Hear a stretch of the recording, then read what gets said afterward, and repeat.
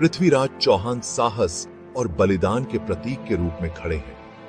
एक राजा से कहीं बढ़कर वह अंतिम महान हिंदू सम्राट थे, विदेशी आक्रमण के सामने डिफायंस का प्रतीक। उनके शासनकाल ने एक मोड़ को चिह्नित किया, क्योंकि उन्होंने मोहम्मद गोरी की बढ़ती सेनाओं के खिलाफ राजपूत शासकों के एक कन्फेडरेसी का नेतृत्व किया। पृथ्वीराज की कहानी फैक्ट और लेजेंड का मिश्रण है, जिसे एपिक पोम्स और लोक कथाओं में अमर कर दिया गया है। संयोगिता के लिए उनका प्यार और युद्ध के मैदान में उनकी हीरोइक स्टैंड ने पीढ़ियों को प्रेरित किया है। हार में भी उनकी आत्मा अनकॉन्कर्ड रही, हमें यह सिखाते हुए कि सच्ची रॉयल्टी अपनी भूमि और सम्मान की रक्षा करने में निहित है। पृथ्वीराज चौहान भारतीय नायकों के आकाश में एक मार्गदर्शक सितारा बने हुए हैं। पृथ्वीराज की यात्रा 1166 में शुरू हुई, जब उनका जन्म अजमेर के राजा सोमेश्वर और रानी कर्पूरा देवी के यहां हुआ। बचपन से ही उन्हें महानता के लिए तैयार किया गया था। शास्त्रों, राज्य कला और युद्ध के हर हथियार में प्रशिक्षित किया गया था। अपनी मां की रीजेंसी के तहत उन्होंने लेजेंडरी शब्दभेदी बाण में महारत हासिल की, केवल ध्वनि से लक्ष्य को भेदना। उनके शुरुआती वर्षों को अनुशासन, नेतृत्व और अपने लोगों के साथ एक गहरे संबंध से चिह्नित किया गया था। इन फॉर्मेटिव अनुभवों ने उन्हें एक ऐसे राजकुमार के रूप में ढाला जो अपनी भूमि की रक्षा के लिए डेस्टिन्ड था। एक लेजेंडरी सम्राट की नींव रिगरस ट्रेनिंग और जिम्मेदारी के इन वर्षों में रखी गई थी। केवल 11 साल की उम्र में पृथ्वीराज अपने पिता की मृत्यु के बाद सिंहासन पर बैठे, एक ऐसी जिम्मेदारी जो आमतौर पर किसी बच्चे के लिए असंभव मानी जाती है, लेकिन नियति ने उन्हें चुन लिया था और उनके कंधों पर एक पूरे साम्राज्य का भार आ गया। उन्हें एक ऐसे राज्य का सामना करना पड़ा जो चारों ओर से खतरों से घिरा हुआ था। बाहरी आक्रमणकारियों की धमकी और आंतरिक विद्रोह की आशंका हर समय मंडरा रही थी। अपनी मां और बुद्धिमान मंत्रियों की एक परिषद द्वारा निर्देशित पृथ्वीराज ने न केवल शासन और युद्ध की कला सीखी, बल्कि लोगों की भावनाओं को समझना और न्याय करना भी सीखा। हर दिन उनके लिए एक नई परीक्षा थी। जब उनके चचेरे भाई नागार्जुन ने विद्रोह किया, तो पृथ्वीराज ने निडर होकर व्यक्तिगत रूप से अपनी सेना का नेतृत्व किया, अपने सैनिकों को प्रेरित किया और बैटलफील्ड में अपनी उपस्थिति से उनका मनोबल बढ़ाया। उन्होंने विद्रोह को कुचल दिया और अपनी मेटल साबित की। यह दिखा दिया कि उम्र केवल एक संख्या है, नेतृत्व साहस और बुद्धिमत्ता से आता है। इस जीत ने न केवल उनके अधिकार को मजबूत किया, बल्कि अपने लोगों के बीच लॉयल्टी और गर्व की भावना को भी प्रेरित किया। जनता ने अपने युवा राजा में एक सच्चा रक्षक देखा। जैसे जैसे वह परिपक्व हुए, पृथ्वीराज ने अपने साम्राज्य का विस्तार और सुरक्षा के लिए कई साहसी अभियान शुरू किए, सीमाओं को मजबूत किया और नए क्षेत्रों को अपने अधीन किया। उन्होंने एक फॉर्मिडेबल शासक के रूप में सम्मान अर्जित किया, जिनका नाम दूर दूर तक गूंजने लगा और जिनके दरबार में बड़े बड़े राजा और दूत सम्मान के साथ आते थे। पृथ्वीराज का प्रारंभिक शासनकाल साहस, रणनीति और अपने राज्य की रक्षा के लिए एक रिलेंटलेस ड्राइव द्वारा परिभाषित किया गया था। हर चुनौती ने उन्हें और मजबूत बनाया। लड़का राजा एक शेर बन गया, जिसने अपने साम्राज्य को नई ऊंचाइयों तक पहुंचाया और आने वाले एपिक चैप्टर्स के लिए मंच तैयार कर दिया। लेकिन उनके नेतृत्व का असली परीक्षण अभी बाकी था। बहुत जल्द उन्हें एक ऐसे पैमाने पर चुनौती मिलेगी जो न केवल उनके भाग्य बल्कि पूरे इतिहास को परिभाषित करेगी। कन्नौज के राजा जयचंद की बेटी संयोगिता और दिल्ली के राजा पृथ्वीराज चौहान की प्रेम कहानी भारतीय इतिहास की सबसे लेजेंडरी कहानियों में से एक है। यह सिर्फ एक साधारण प्रेम कथा नहीं थी, बल्कि इसमें साहस, विद्रोह और सम्मान की भावना भी गहराई से जुड़ी थी। राजनीतिक प्रतिद्वंद्विता और दोनों राज्यों के बीच गहरी दुश्मनी के बावजूद संयोगिता पृथ्वीराज के वैलर और उनकी बहादुरी की कहानियों से इतनी प्रभावित हुई कि वह उनके प्यार में पड़ गई। उनके दिल में पृथ्वीराज के लिए एक अनोखा आकर्षण और सम्मान था। जयचंद ने पृथ्वीराज को अपमानित करने के लिए उन्हें संयोगिता के स्वयंवर से बाहर कर दिया और उनकी मूर्ति को एक द्वारपाल के रूप में दरवाजे पर रखवा दिया। यह एक बड़ा सापाया अपमान था जिससे पूरे दरबार में सनसनी फैल गई। अपने पिता के इस डिफाइंस के बावजूद संयोगिता ने साहस दिखाते हुए पृथ्वीराज की मूर्ति को माला पहनाई और सबके सामने उन्हें अपना पति घोषित कर दिया। यह कदम उस समय के सामाजिक नियमों के खिलाफ था। एक डेयरिंग चाल में पृथ्वीराज स्वयं वहां प्रकट हुए, संयोगिता को अपने घोड़े पर बिठाया और दोनों ने महल से भाग निकाला। जयचंद की सेनाओं ने उनका पीछा किया, लेकिन पृथ्वीराज ने बहादुरी से उनका सामना किया।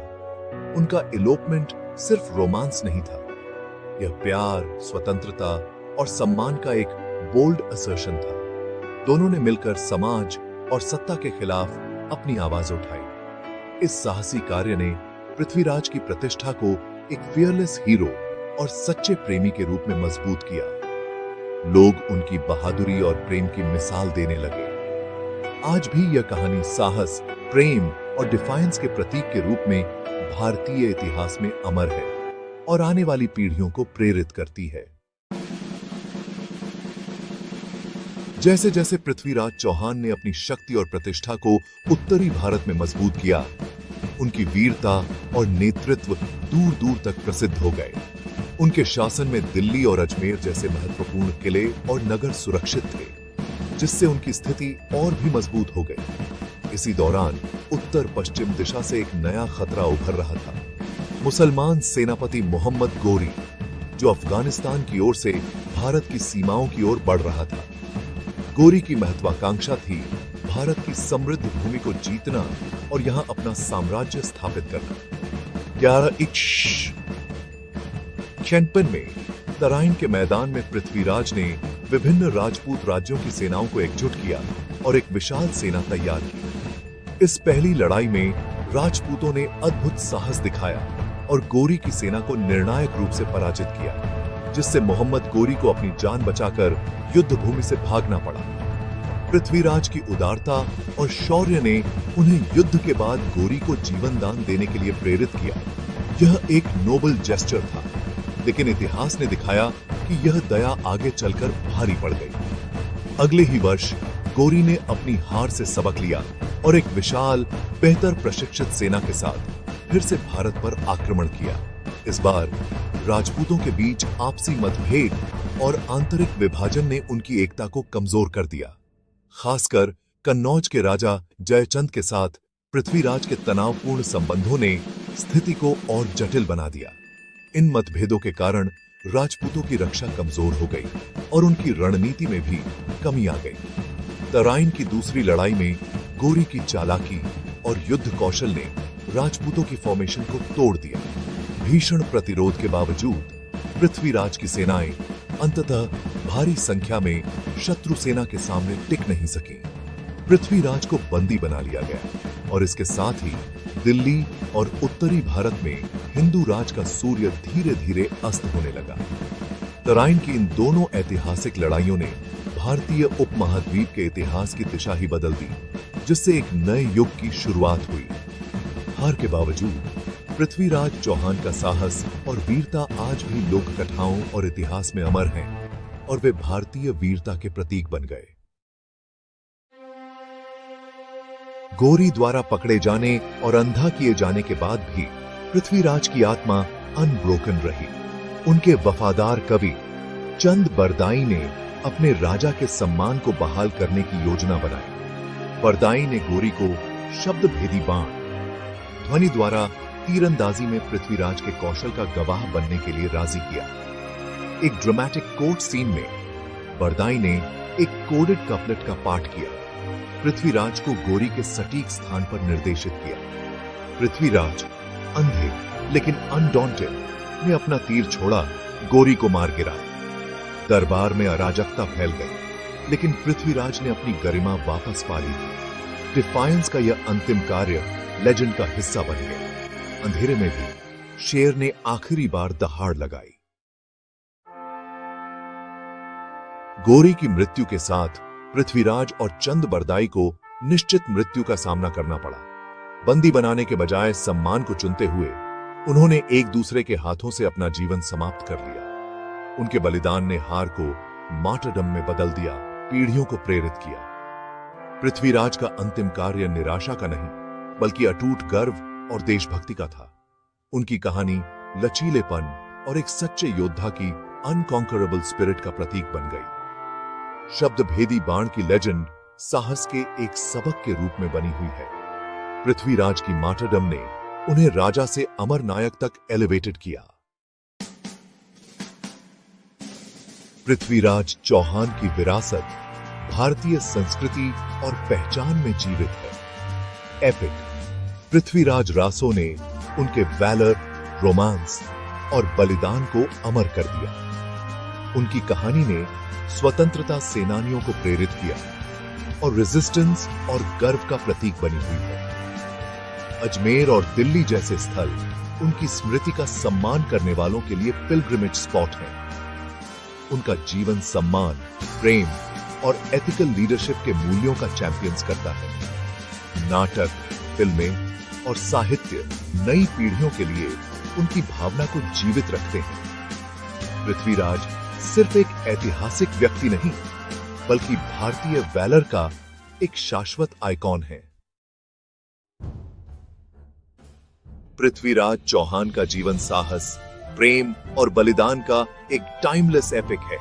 उनकी यात्रा सिखाती है कि सच्चा नेतृत्व चरित्र और प्रभाव से मापा जाता है, न कि केवल शक्ति से।